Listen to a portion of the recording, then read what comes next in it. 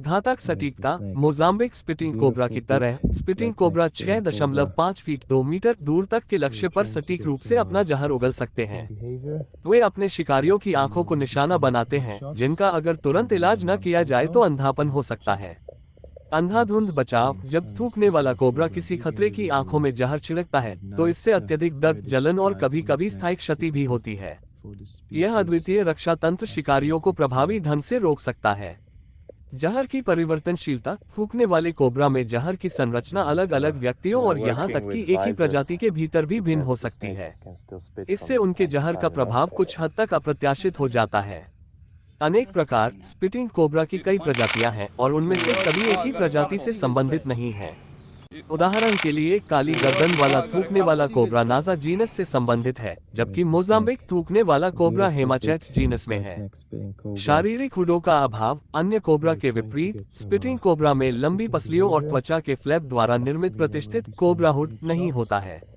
हालांकि उनकी गर्दन और हुड पर विशिष्ट निशान होते हैं। शिकार को पकड़ना। थूकने वाले कोबरा मुख्य रूप से छोटे स्तनधारियों, पक्षियों और उभयचरों को खाते हैं। उनका जहर उनके शिकार को स्थिर करने और पचाने में मदद करता है। जीवन काल। जंगली में थूकने वाले कोबरा का औसत जीवन काल लगभग 20-25 वर्ष होता है। हालांकि ये शिकार और पर्यावरणीय स्थितियों जैसे कारकों के आधार पर भिन्न हो सकता है। पर्यावास। ये कोबरा सवाना, घास के मैदानों, जंगलों और यहाँ तक कि शहरी क्षेत्रों सहित कई प्रकार के आवासों में पाए जाते हैं। वे अनुकूलनीय हैं और विविध वातावरण में पनप सकते हैं।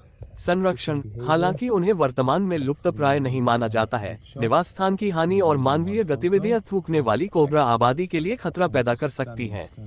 उनके आवासों की सुरक्षा के लिए संरक्षण प्रयास महत्वपूर्ण है। जहर के प्रकार। विभिन्न थूकने वाले कोबरा प्रजातियों के जहर उनके विशिष्ट शिकार के अनुरूप विकसित हुए हैं। कुछ अधिक न्यूरोटॉक्सिक हैं, जबकि अन्य साइटोटॉक्सिक हैं। सर्पदंश के उपचार के लिए इन विविधताओं को समझना आवश्यक है।